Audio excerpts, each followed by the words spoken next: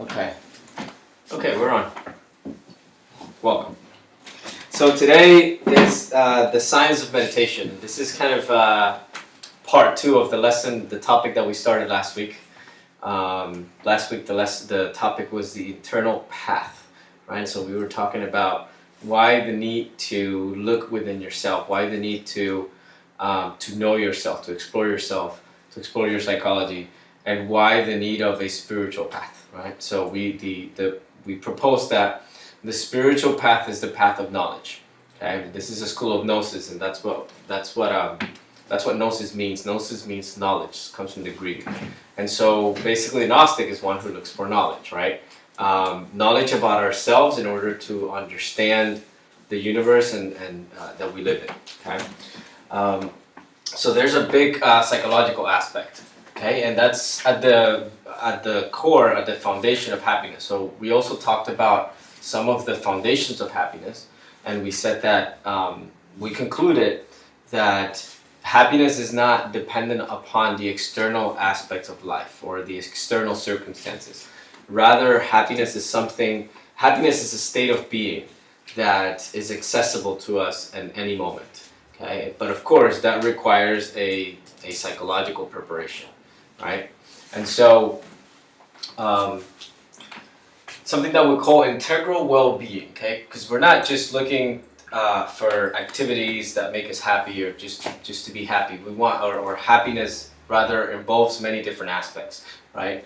So when we say integral well-being, we mean to have I'm sorry. Yeah, no problem. To have your basic needs covered, right? We all need food, we all need shelter, we all need clothes, and we all need, we live in a society in which we need money, right? You need money to pay your rent, you need money not only to cover your basic needs, but we need to have extra money to do the things that we enjoy, right? Like, if you have, if you want to learn something, learn a new language, or just learn more about yourself, learn things, which is one of the aspects, like we said before, one of the factors of happiness is to always be in a state of learning, right? When we're not learning anything, we feel stuck, we feel bored, right? And that's why we try to find distractions, right? Hi. The reason why... Sorry I'm late. How you doing? Good, how are you? Welcome. I'm Daryl. Hi, Daryl. I'm Christian. Someone sitting here? You can sit there if you want to know. You sure? Okay. Okay, so this is the reason why we have the need to be distracted all the time, right? Because we find ourselves stuck, we find ourselves bored, we don't really know what to do with our time, and so we waste our time just really burning time, right? And so integral well-being is about developing within yourself the qualities, the character that are going to allow you to be successful in whatever it is that you want to do, and to connect with happiness. Okay.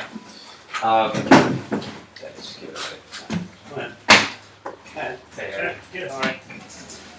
Hey, Owen. Hey. What's up? How's it going? Hey, how are you? Hi. Okay, cool. Yeah, no problem. What's up, Nick? How you doing? Hi. Okay, so integral well-being, right? We're not just integral well-being involves having every aspect of your life well. Everything is good, right? Your health, you have enough money or extra money, and you have the things that make you happy. In the circumstances of your life, you have good relationships, etc. There was a 60, 80 year study, okay, that was done, and it was about happiness. They were trying to find the factors of happiness. What were the things that really affected the level of happiness in people's lives? Okay, and I think, and this is where we're connecting this with last week. That was the main topic last week. And so at the core, this study found that it's not the money that you have. It's not the social status or the social status in which you're born. It comes down to two principles, and it's the study concluded that a happy life revolves around loving relationships. So there are two pillars of happiness. One is love, okay, your ability to connect with love, okay, and the second one is finding a way of coping with life that doesn't push away love. Okay, so very interesting study. They took people from all walks of life, from all different social statuses, poor people, rich people, people that went that had the from different religions, different backgrounds, immigrants, people that were born here, etc. Right, and what they found after this whole 60, 70, or 80-year study, they actually followed the lives of all these people, and they would interview them every 2 years or something like that. It was a study done by Harvard University, the psychiatrist George Valiant, and he concluded that in essence, at the core of it, happiness depends on, like I said, love and coping with life in a way that doesn't push away love. Okay, so that involves obviously a psychological aspect. Okay, it's how many times that we found people that are great, that we love, that we enjoy being with, but then unconsciously or consciously we tend to push those people away, right? And so then what this study is showing us is that we need to learn how to when we find love, not just outside of ourselves. The main point in esoteric or spiritual teachings is that you actually connect with that source of love that we all have, that source of love, of happiness, of compassion, that is attainable in any moment of your life, right? That's why we are here to talk about meditation, because it's a great tool to connect with that, okay? And so it's not just about connecting with your true essence, but also to maintain that psychological attitude that doesn't push people away, that doesn't push love away. And so, of course, that involves changing, right? And in order for you to change, you have to obviously learn what you need to change about yourself or what you need to improve, right? And so that involves an introspection, okay? A psychological introspection. And so the circumstances of life, from the esoterist point of view, life is like a mirror in which you see yourself reflected.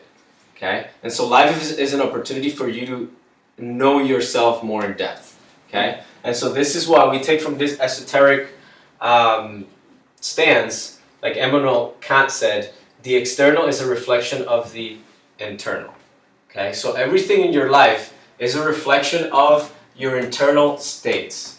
Okay? And your internal states actually attract the various circumstances of your life. Okay? So then we also talked last week about this, that the quality of our lives depends on the quality of our perceptions. Okay? And so depending on what concepts you have about life, that's going to give you a perception about life. If you were raised in a family that hates a particular group of people, then you have that perception towards life, which most likely it's going to limit your ability to connect with love and to maintain loving relationships, right? It's like racism, for instance. They say racism is not, you're not born a racist, you're taught to be a racist, right? Because of the environment, right?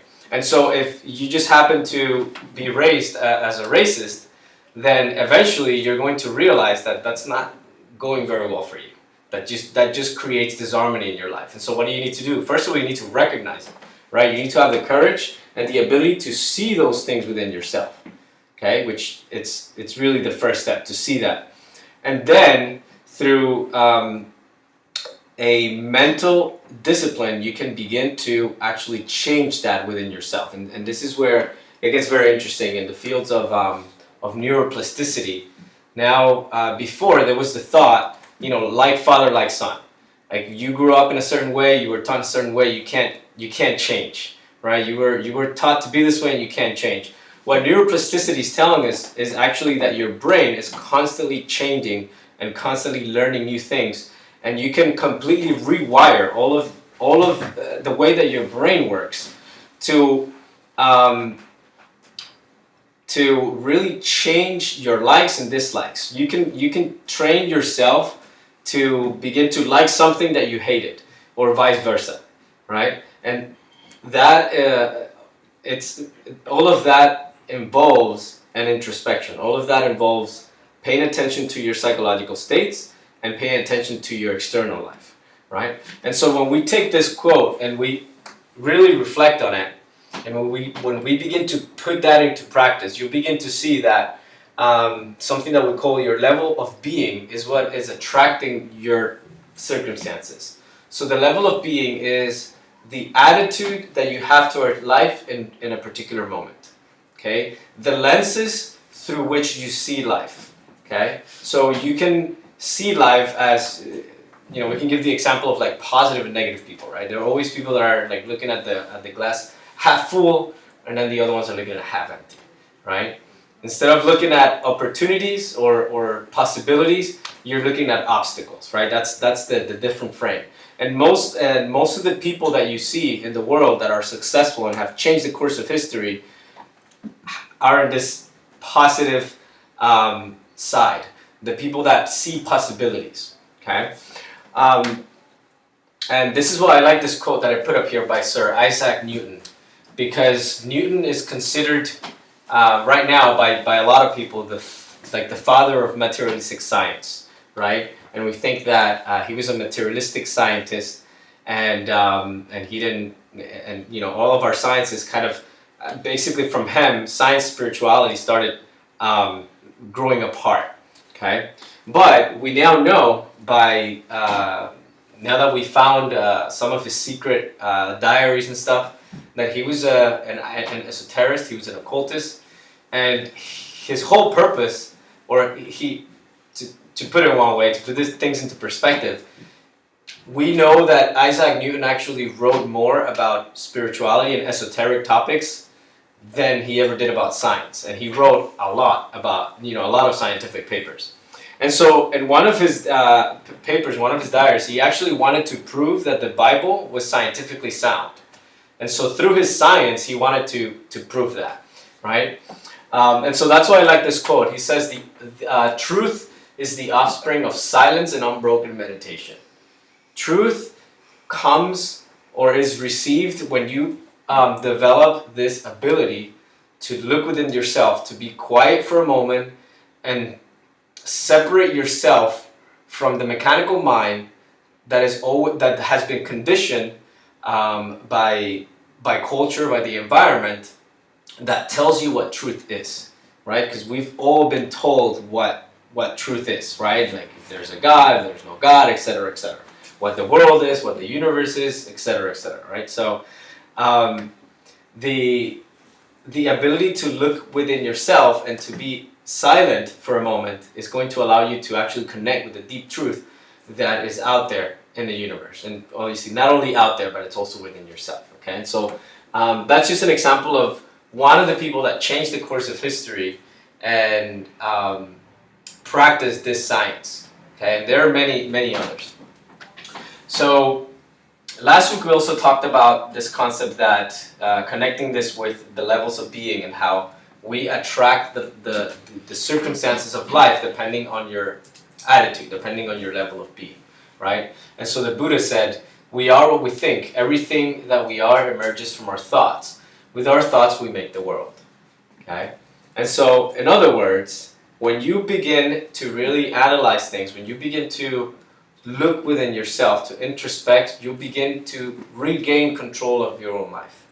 Okay, the person that looks within and that begins to practice meditation and begins to know this quote that Immanuel Kant left us, he knows that now he stops being the victim of life, the victim of circumstances. Okay, because now you realize that your attitude, your perception of the moment, or your internal state of being is what's going to attract whatever it is. So if you're a person that's always negative, you're going to attract negative circumstances. If you're a person that is angry, or have a lot of anger, you're always going to find yourself in arguments and fights and discords. And again, that's pushing love away, right? And so if you want to fix that, what are you going to do? You're not going to go and find people that are peaceful, because you're going to mess up their peacefulness, right? You're going to actually change yourself and become peaceful so that you can attract those people, okay, or those circumstances into your life, okay? And so this is where the path of ethics comes into place, and we talk about transcendental ethics, okay? This is why every single culture, every single spiritual culture, tradition, religion emphasizes the fact that we need to live a high moral or high ethical life, okay? Yoga, for instance, which is very popular nowadays. The yoga, the original yoga, or the king of all yogas, as they refer to it, is called Raja Yoga, right? And this yoga is a complete discipline that is focused on attaining the highest ethical principles, okay? So that you can lead your life in that way, okay? The most common yoga that we know is the hatha yoga, which is the different exercises that people do, right? But at the core, yoga is about cultivating a rich inner life, okay? And so for that, you need a mental and a spiritual discipline, okay? And so a couple of examples of people that have lived this rich inner life and have developed extraordinary capacities, physical capacities, are two people, Matthew Ricard and Wim Hof, okay? And just to name a couple here, and we'll definitely name more of people that have this guy specifically, he has basically the ability to raise the temperature of his body to whatever he wants, okay? They call this guy the Iceman. Yeah, that's what they call him. You can Google the Iceman and you'll see him. He has a whole course because he learned a certain discipline, and that includes meditation techniques that allows him to raise the temperature of his body so that he can actually be out in the cold with just shorts and no t-shirt. This guy climbed the Himalayas on shorts and a t-shirt and a backpack. He's able to swim in freezing water he was able to do that for like 12-15 minutes or something. Most of us, if we go into freezing water after 2 minutes, you get hypothermia, because your body begins to shut down. This guy he starts doing all these exercises and gets in a meditative state and jumps in. It's like, oh, it's nice and fresh, and it's impressive. And how does he do that? It's all by learning how to use the mind. Because remember, as we talked about last week, your brain takes commands from your conscious you, from your mind, from your consciousness, and your brain doesn't actually know what's real. Remember that we presented this last week, right? That there was a study done, or just one of many, where they took a group of people and they had them listen to music, and then they took brain scans of their brain where they were listening to the music. Then they took the music off and they asked them to replay the music in their head, and they did the same thing. And so they found out that the same parts of the brain lit up when they were listening to the music or just replaying the music in their head, right? And so of course, if the brain has some activity, the brain is releasing chemical things inside your brain, which tells your body that, this is happening, right? And so the conclusion of the study was that the brain can't tell what's real. The brain can't tell whether the physical sensations that you're perceiving are the real thing, or your mind, or whatever your mind is telling the brain, it's what's real, right? And so you can now you can begin to get the gist of this, right? Depending on your mental states affect your physical body. There was another example of a person with a split personality disorder. This was pretty impressive.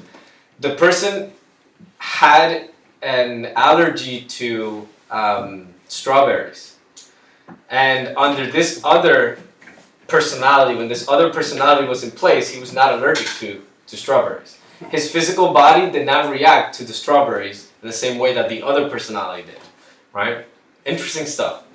And so they're doing a lot of scientific studies with this guy because they found that when he's in those states, he generates some sort of hormone that now they're trying to use to see if they can use that to actually heal people of other things and whatnot.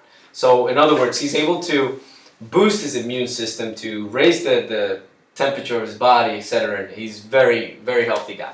Okay. Matthew Ricard is one of the right hands. He's a monk. He's a Buddhist monk. One of the right hand guys of the Dalai Lama. Okay. He's considered the happiest man in the world.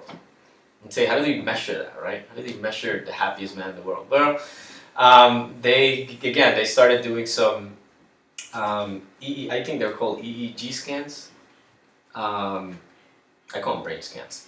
So I just forget the technical name all the time. But this guy is in so much control of his nervous system that most of us will blink when we hear a hammer banging. Okay, this guy he doesn't even blink because he's in so much control of his emotions and his nervous system, his physical nervous system, that he's able to maintain a level of happiness that is not accessible to most of us, right? And so, they did some brain scans, and they saw like some parts of the brain related with overall happiness and well-being are more active in this person than in the average person, okay?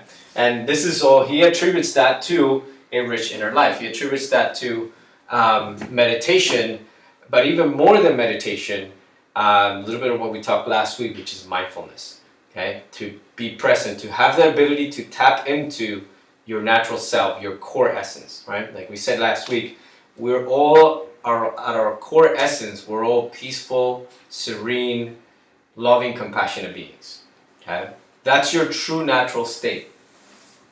I think we can all agree on that, right? Stuart is happy all the time. Most of the time, I don't know. I don't live with him. Maybe Bonnie can tell me something different. Yeah. But look at your life, right? Most of the time, for the most part, when things are okay, right? We're okay most of the time. And then here and there, you get thrown out of that, right? You get angry, you get upset, you get anxious, etc. But that's not your true self. Psychology and modern psychology and scientists will tell you that is natural. It is natural for you to feel angry, for you to feel upset, for you to feel anxious. Soterically speaking, spiritually speaking, we say no, that is not natural. That is a learned condition. Like you learn to be a racist, so you learn to be angry because you're not an angry soul, right? Okay, but we've conditioned ourselves to react to this different circumstances of life in that way. So what we need to do now is just to rewire ourselves, to rewire our brain. Okay, and we know that this is possible through mindfulness, through self-observation, and through meditation. Okay, so all right. So what is meditation? The act of meditating is to be in a state in which you are able to contemplate, to ponder, or to reflect. Okay, we all meditate. Okay, every time that you sit down to reflect about something, you're meditating. Okay, that puts you in a particular state of being. Okay, now meditation as it is, or the goal of meditation really is to receive internal or esoteric information. Okay, and I like the word to receive.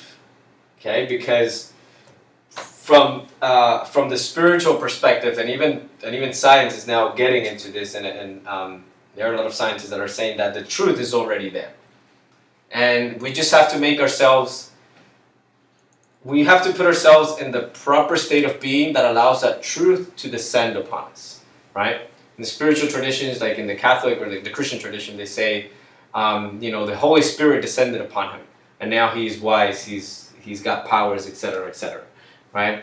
They're just saying that the source of knowledge, whatever you want to call it, descended upon him or her, because he made himself or herself available to receive that knowledge. He opened himself to that, right?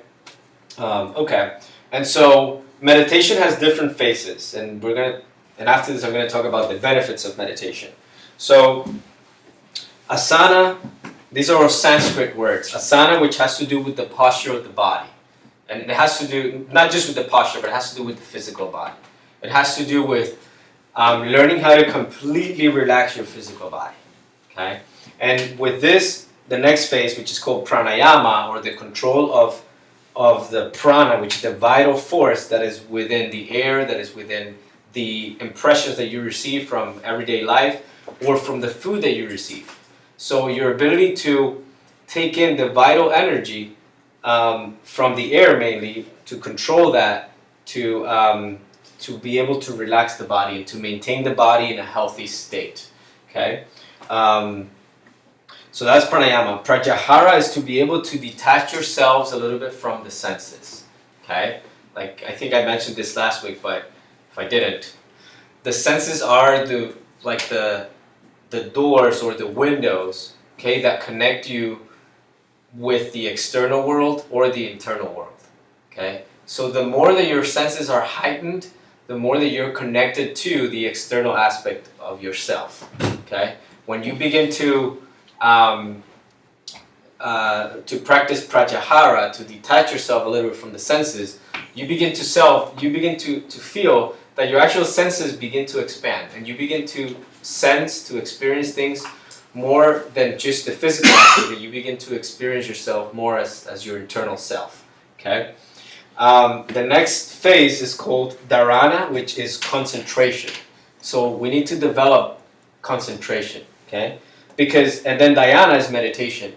Before you meditate, before you can reflect deeply on something, you need to concentrate on that, right? And this is one of the issues that we have in this culture right now, that we have lost. We have a very low concentration span. Okay, our attention span is decreased so much because our mind is always like here and there and there, and you're thinking about. You need to sit down and think about something very important in your life. And you begin to think about it, and then all of a sudden you end up in India thinking about the yogis over there, thinking about how you're going to do your laundry tomorrow, thinking about how you're getting to work, thinking about traffic, what just happened to you. And then you're like, wait, what was I doing? Oh yeah, I was thinking about this, and then you go back, right? And so developing concentration will allow you to get into that meditative state and then into a state of samadhi, which is called ecstasy, or illumination, or simply put, comprehension. Okay, a state when you comprehend something. How do you feel? You feel like this. That's why they say the light bulb goes in your head, and it puts you in a particular state of being. You experience joy for a second or two, right? You feel that joy, that you comprehended something. You feel that that happiness, that sense of peace. Whatever it is was resolved. You got the answer, right? And this is why we say that knowledge is another aspect or pillar of happiness. Okay, we proposed this last week. So this is why we meditate, because when you meditate, what you're looking for is information. You're looking about information about yourself, about the universe, etc., etc. Okay, and there have been some people in history that have received the most life-changing and ideas and things that change the course of history through just meditation. Some of these people say that they simply received this idea, right? Leonardo da Vinci, Giordano Bruno was one of them. There's another guy that I keep forgetting. But anyway, I think was Leonardo... Wasn't it Copernicus? Nicholas Copernicus?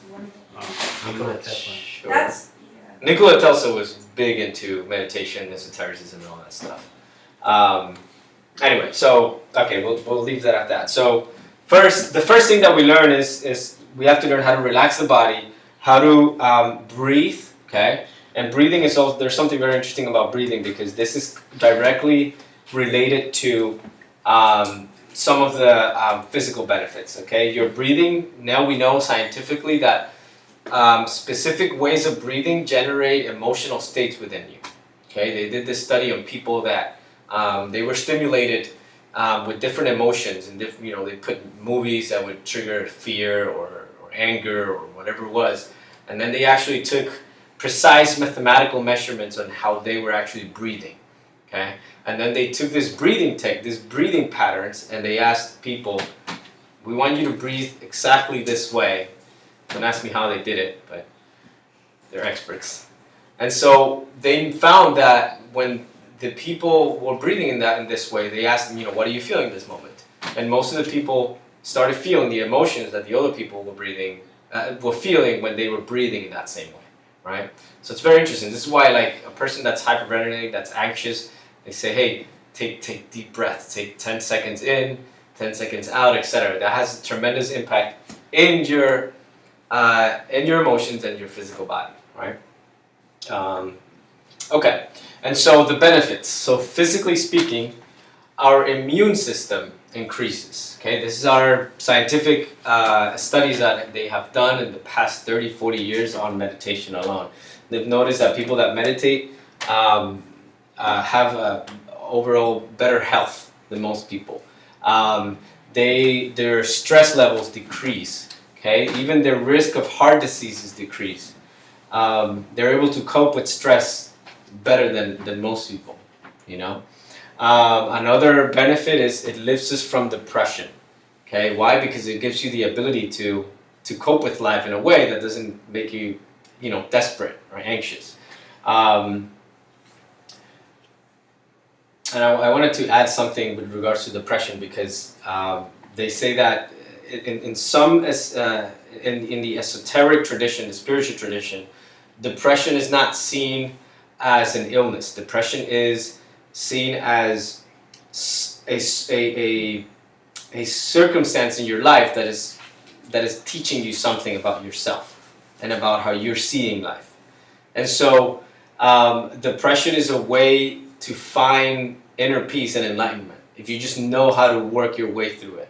Okay, just like anything in life, right? Like you're gonna do something and you get challenges thrown at you. And in those challenges, overcoming those challenges, you learn about yourself and you grow out of it. You become better, right?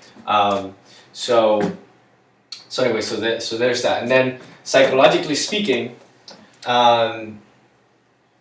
people that meditate tend to have higher IQ levels and something that's called EI, which is emotional intelligence. Okay, and this is a very important topic because we've paid a lot of attention to this concept of IQ, but we haven't really paid too much attention to EI. And they say that EI is actually really what's even more important.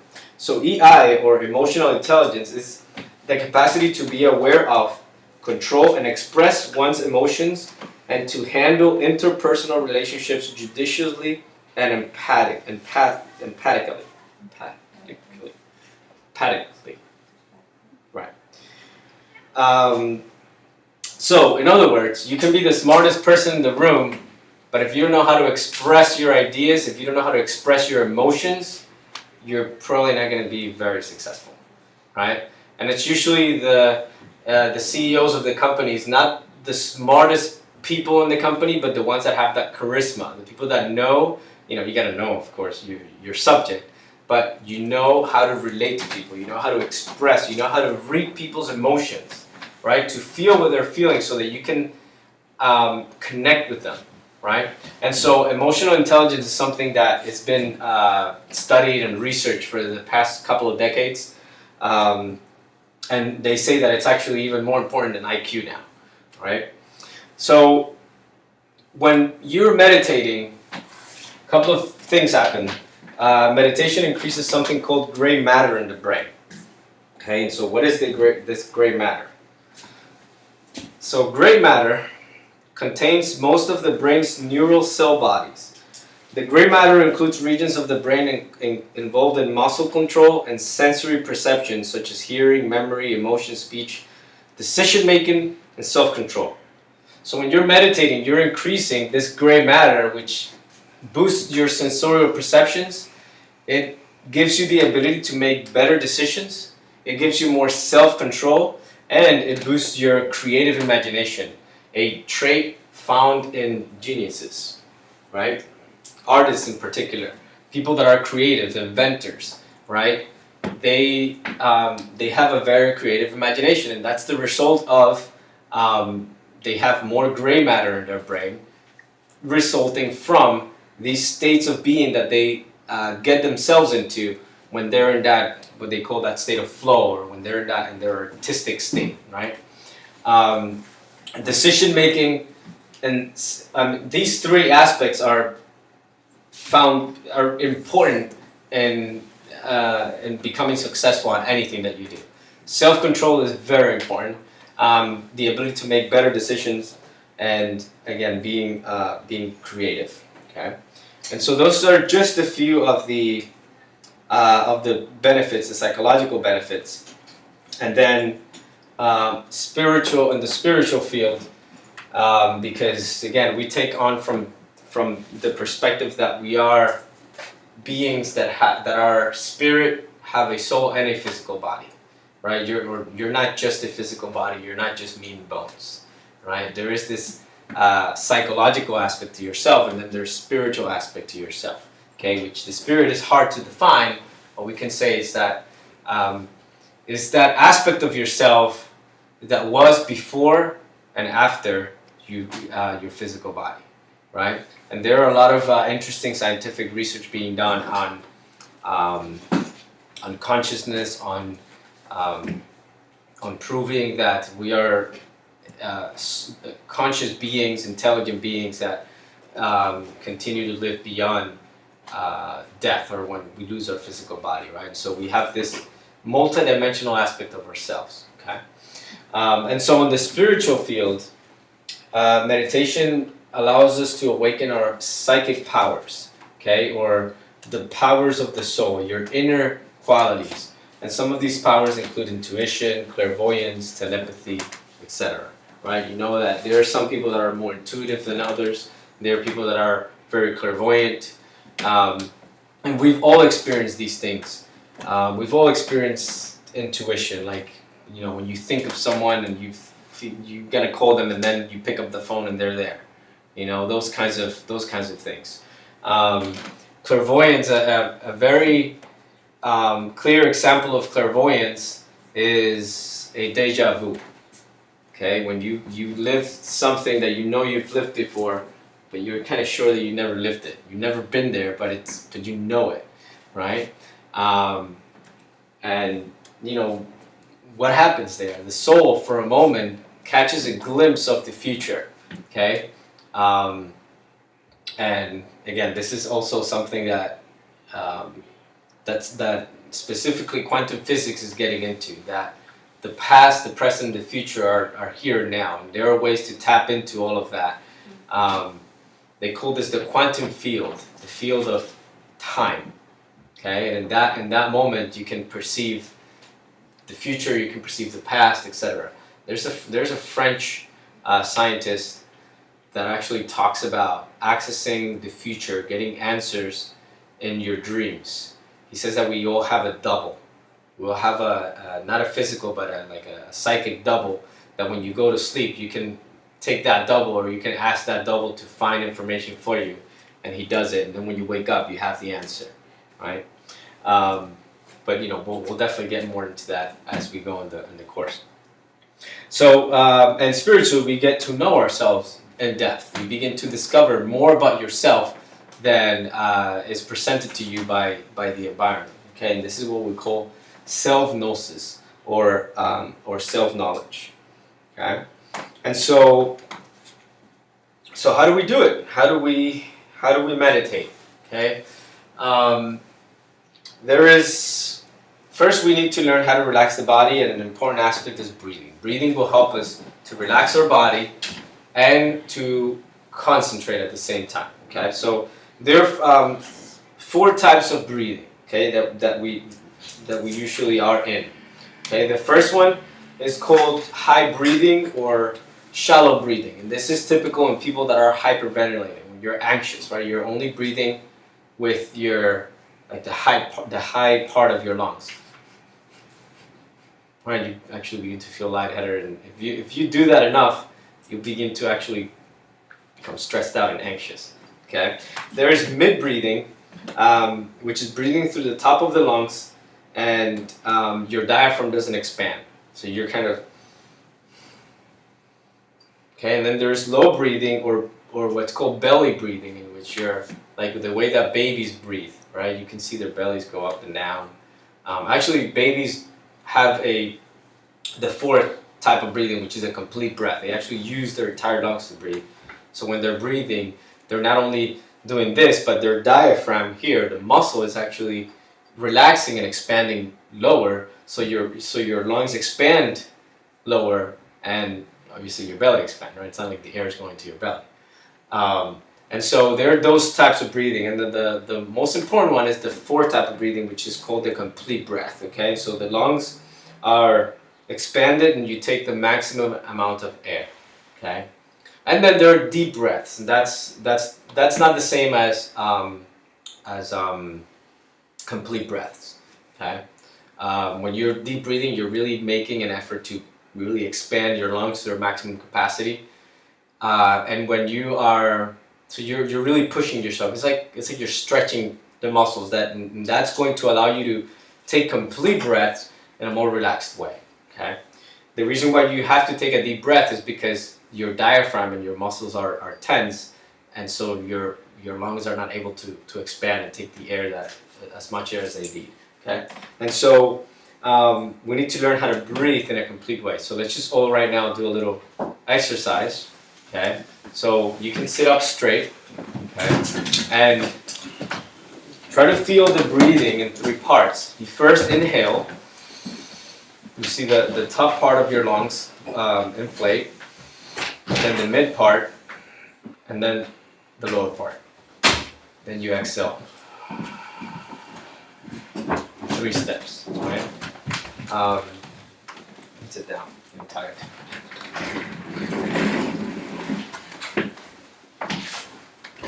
Okay, so let's try this.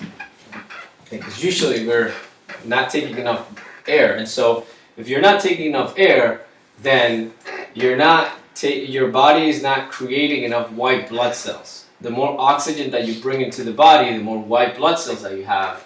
So now your immune system goes up because white blood cells are able to kill bacteria and diseases and everything, right? So from just breathing, from just taking complete breaths, you're boosting your immune system right away, in just a couple of minutes, right? Okay, so again, like what I said, you take in the first part is the top part of the lungs, the mid, and then you feel that your diaphragm expands. Okay, so let's close our eyes for a moment and just do this consciously.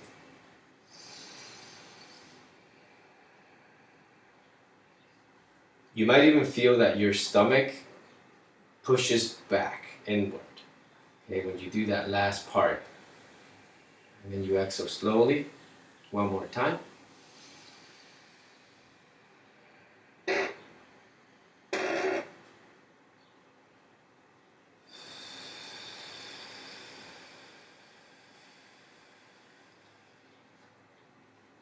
can open your eyes. And you can begin to feel that as soon as you take that complete breath, you begin to feel more vitality, right? You get more oxygen, you get more prana, more vitality. When you exhale, you begin to relax. And that's the slow exhalation is related to your nervous system. Your nervous system begins to calm down. Okay. Okay, so that's part of pranayama and asana. Okay, and then concentration. There is a mindfulness technique that I just learned last night. Actually, it was pretty cool. It was a scientist teaching how to feel, how to connect with that source of self. Later on, we're also going to talk about the heart and the mind and the heart.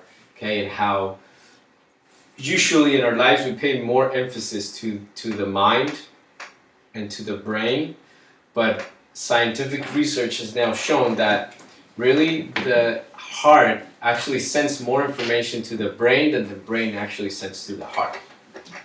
And so, the heart is really the key. In the heart, there is a brain. Really, there is your heart thinks. Your heart has memory, and it's when you tap into that, you can begin to guide your brain. Okay, Master Samuel says we should learn how to think with our heart and feel with our brain. Okay, and that's really what most spiritual traditions teach. You know, that it's the path of the heart, because the heart is what it's going to allow you to intuit the truth, to receive the truth, to get you prepared, to elevate you to that state of being that is going to allow you to receive the information that you need. Okay, and that basically the heart opens your mind. The level of being that you put yourself into is going to allow you to either see more possibilities or see less possibilities, right? Okay. Any questions so far? No? Comments? Are the psychic powers like connected all to the chakras? Yeah. Each one of those chakras, we say that the chakras are the senses, the internal senses of the astral body, or the senses of the soul. So they're also referred to as your internal senses. So in the same way that you have these 5 external senses, you have those 7 internal senses. So in total, we actually have 12. What is it? 12? 7? Yeah, 12 senses. Okay. And yeah, the chakras allow for those inner powers to express themselves physically through the chakras. The chakras are the connectors. So I wouldn't say that the chakras are the source of the powers. Okay, the chakras are the vortices, or the channels through which those particular powers pass through or express themselves. Okay. Great. So I think I've talked enough. Why don't we get right into it? Good. All right. Cool. So we'll do a short meditation practice. But before, I wanted to teach you this technique of mindfulness. Because when we enter into this state of meditation, which is in essence connecting with your core self, connecting with that source of joy, of serenity, of complete serenity, of peace, of love, where you feel fulfilled, you feel complete. Okay. That is mindfulness. That is being in that is being, right? And so there was this technique that was taught by this scientist. He's called Greg Braden, and basically it consists of 3 parts. First is to be able to sense your heart. Okay, to take your center of gravity into the heart. Not just think about your heart or know that you have a heart, but to actually feel presence. Okay, feel your center of gravity from the heart. Okay, and the easiest way to do that is to tap your heart lightly. Okay, and this is why most traditions you see that, like certain Buddhas, they have the prayer attitude like this, or in the Egyptian tradition, you'll see the mummies go like this, right? They're touching their heart. When you do this, you begin to feel this. You begin to feel a presence there, okay, which is your own presence. Okay, and so that's the first. Step. Okay. The second step is to begin to breathe slower than you usually breathe. So you can begin to take in like 5-second inhalations. Retain the breath for a few moments. That's always important. And you exhale slowly, right? So you slow down the breathing. You're telling your body, hey, let's relax for a moment, let's slow down. Okay? And then the third is to evoke feelings of joy, of compassion, of affability. Okay, whatever is easier for you, any one of those. Okay, I usually, like, sometimes I say in the meditation, feel like, when you carry a baby in your hands. It's such a universal thing, right? That puts you in a state of being, right? It's like a baby. It's so pure. It's so full of love and joy that it puts you in that state, right? And so those are the 3 keys. And so you do this. They say that if you do this for just 3 minutes, it has an impact in your physical body for at least 6 hours. And after, if you do this for 72 hours, or let me put it this way, it takes 72 hours for you to create neural pathways in your brain, which means that you're learning something. You're creating a new behavior within you, okay, or learning a new skill or whatever. Okay, so after 72 hours, you create those physical connections, and then it becomes more natural, right? We all know, like, if you know how to play an instrument, every time that you're learning a song or something, it takes you a little bit to learn the song.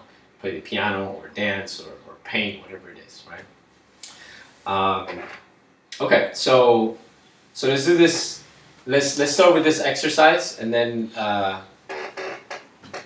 we'll actually do a meditation. Okay. So let me just dim the lights. Can you help me with that light in the back? Just sit one on the top. Thanks. Okay, so let's just try this and see how we feel. Okay.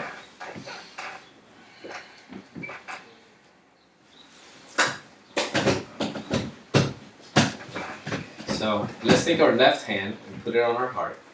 Okay, and then take our right hand and put it on top of our left hand. Let's do that and take a moment. Feel. What do you feel when you put your hand there?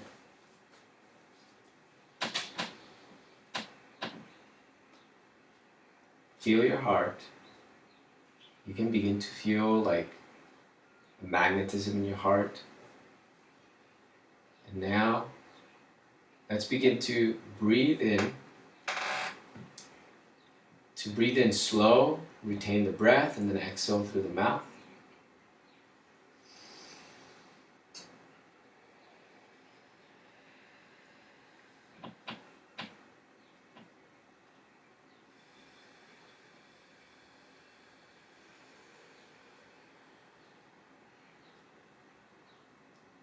And now, begin to feel joy, happiness, compassion, gratitude, any one of those or a combination of all of those. To feel grateful, for instance, for anything in your life or for anyone in your life. To feel compassion or to feel joy.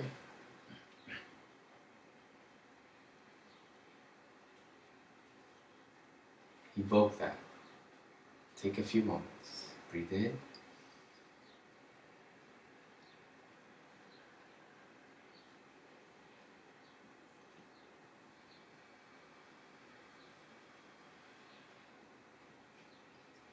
Another thing that helps is to put a light smile on your face.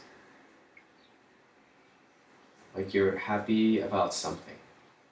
And that physical posture, that physical movement of the body is actually going to trick your brain and tell your brain that you actually have something to be happy about. And you'll actually begin to feel happy. Let's try it out.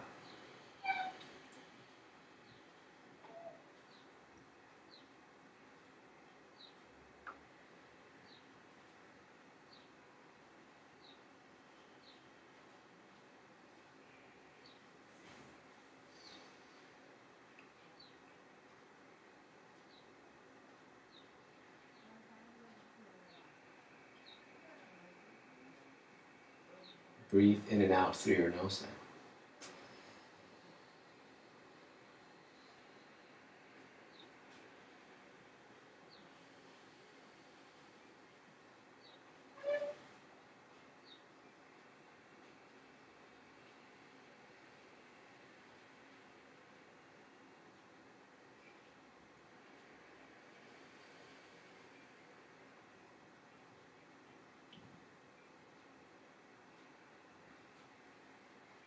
Okay, now let's bring our hands down and let our hands rest upon our laps.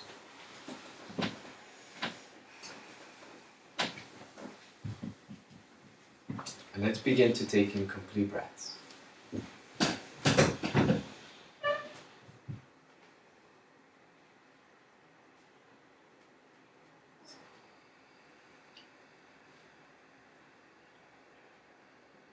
Let us relax with every exhalation.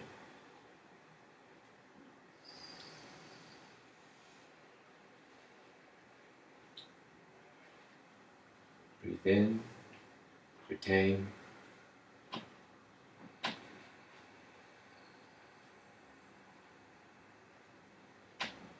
Exhale slowly through the nose.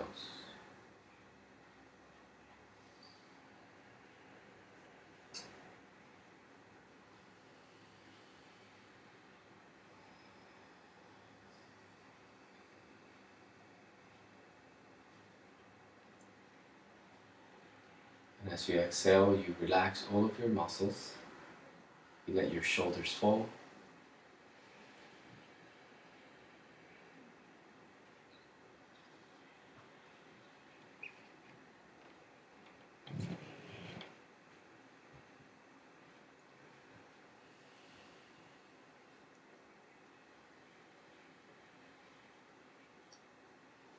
And now let us focus simply on the breathing. Forget about everything. And simply become present. Observe your body. Sense and feel the breathing.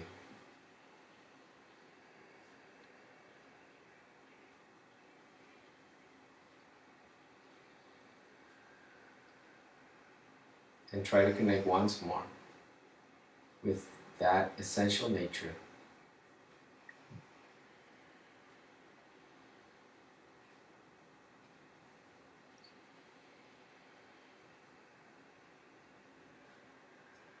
You will naturally begin to experience joy and peace as you relax your physical body. Your physical body will begin to feel good as you relax the muscles.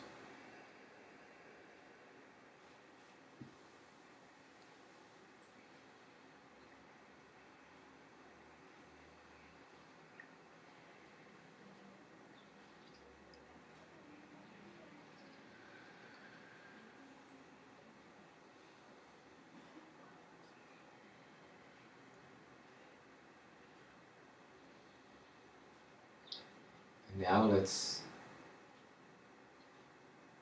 begin to do an exercise of concentration. Let us simply follow the breath for a few moments, not allowing your mind to take you away anywhere else. Simply observe the process of breathing. Feel the air as it passes through your nose, through your nostrils, inside, into your lungs. Feel your lungs expand. Your body actually enjoying the sensation of breathing as you retain the breath for a few moments.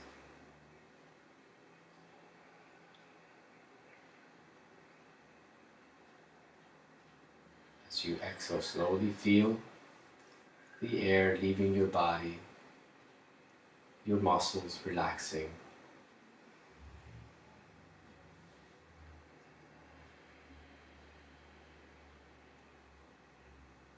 Breathe in again.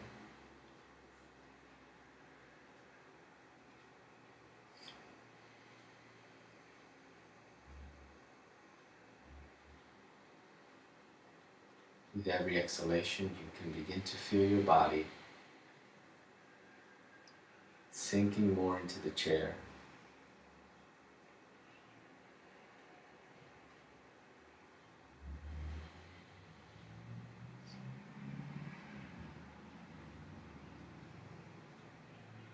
And now bring the awareness of the breathing to the rest of your body.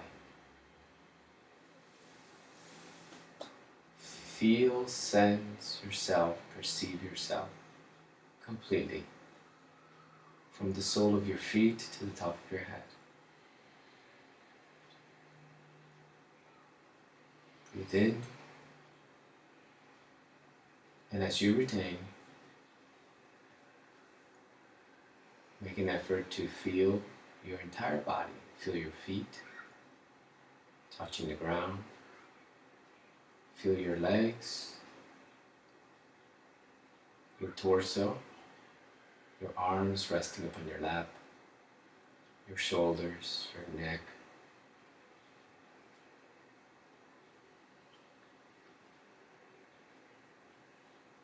Feel every single hair in your head. Feel your entire scalp.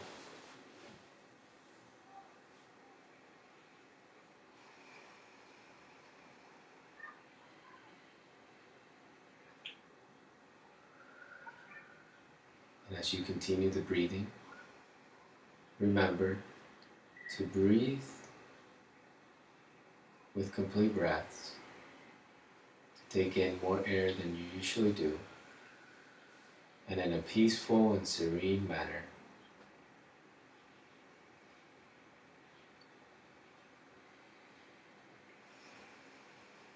As you try to maintain this sense of awareness,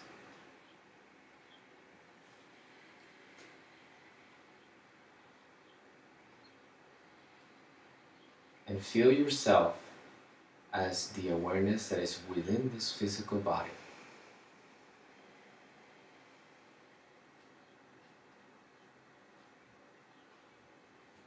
You are the awareness that is behind or within the body, the awareness that can feel the emotions, the awareness that can see the thoughts,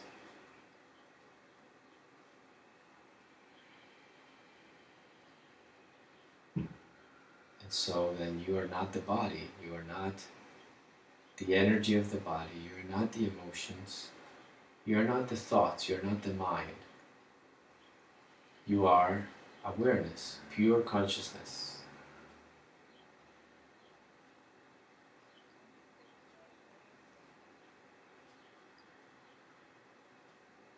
Stay with that for a few moments.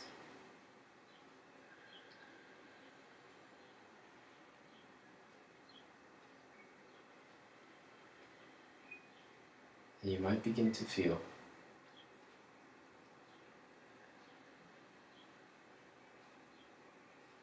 your entire body becomes more loose, your senses begin to expand.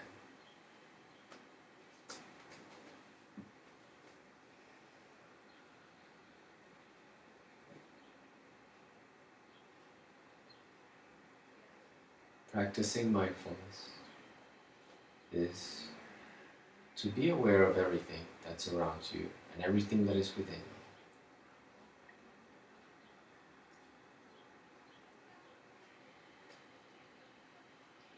you. Listen to the different sounds in the environment,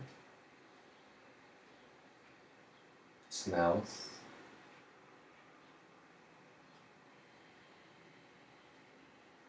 feel the energy of this room.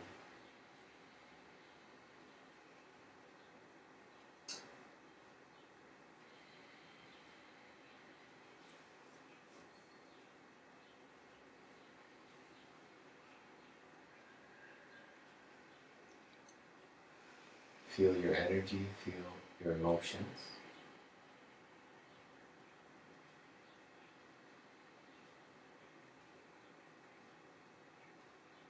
And now, let us try to experience ourselves in the absence of thought. We'll notice that there is a gap in between thoughts. Try to connect with the silence.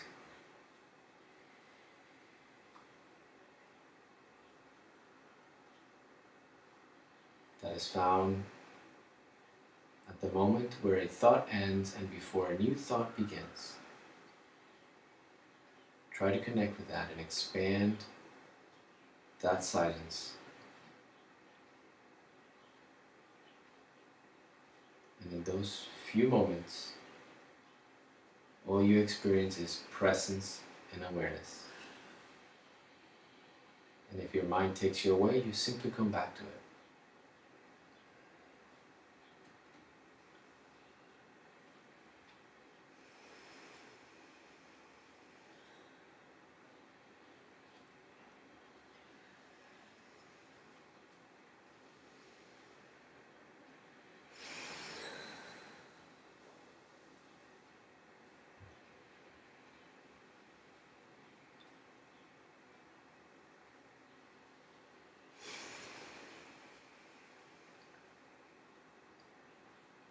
just be